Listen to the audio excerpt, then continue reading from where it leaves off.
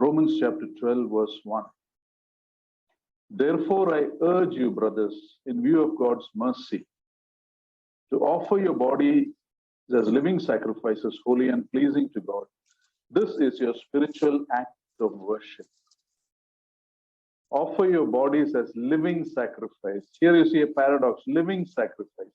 Usually sacrifice is dead, right? In Jewish sacrifice, the animal will be killed and body placed on the altar and it would be consumed by fire. Now what happens if you put a live animal on the altar and the fire is, and light the fire? The creature will try to jump out, right? Now keep that picture in mind. Spiritually, we can be like that. When God calls us to obey something we don't like to do, we jump off.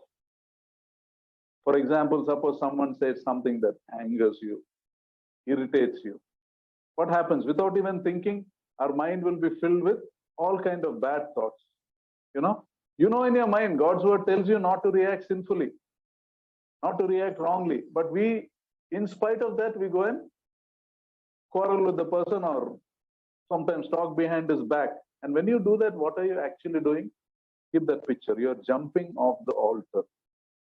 That's the problem with living sacrifices. When the things get too hot, they want to get off and walk away. But understand, this is a genuine test of our faith. You say, I believe in the Lord, I feel devoted to Him. But remember, the test of your belief is this. When God's will comes in conflict with what you naturally feel like doing, do you surrender to God's will? That is the question. Offer your bodies as living sacrifice means submit to God. Make that effort to crawl back on the altar and surrender to God. He will teach you how to respond with grace. And as you do that, you realize that you're slowly getting stronger and stronger. You realize that you're able to spend more time on the altar than off the altar. Now you're not getting off so quickly. You're yielding a little more. And if you're not serious in practicing this, then your faith is only skin deep. Your faith is a weak faith or not a faith at all.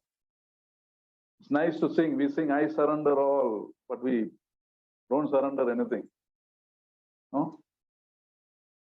And when the Lord spoke to people about surrender, He showed them specific areas of surrender. For the woman caught in adultery, He said, go and sin no more. What was He showing her? He was showing an area of surrender in her life. Maybe the desire to surrender your sexual desires to God. Sometimes the surrender will involve money. The rich young ruler, he said, go and sell everything you have and give to the poor.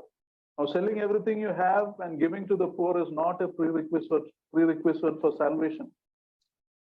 But that was this area of surrender in this young ruler's life.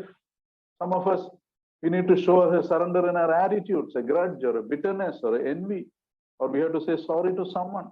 Our immediate response will be, no way, I'm not going to tell to that person. What do? Crawl back to the altar. Surrender always means doing something uncomfortable. If we are doing something that is comfortable, it wouldn't be surrender. And one beautiful aspect of this surrender, when you surrender, you gain a life that is much better than the one you lost. And in the end, you realize that you have surrendered nothing really. This is the best life. This is a surrender. This is a life that is a blessing to many. The supreme example of surrender was the Lord Himself in Gethsemane. He prayed, Father, if it is your will, take this cup away from me. Then He said, not my will, but yours be done. That was the toughest, hardest prayer the Lord prayed. But that prayer, because the Lord submitted, brought us the blessing of so precious a salvation. So precious a salvation.